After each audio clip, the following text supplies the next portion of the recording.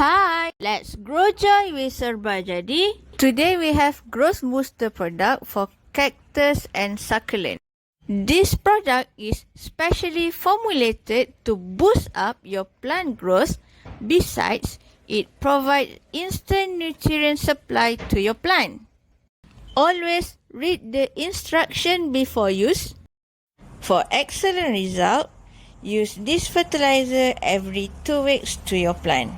Okay, let's start. Firstly, turn the spray head to spray. We start with spraying at the soil surface.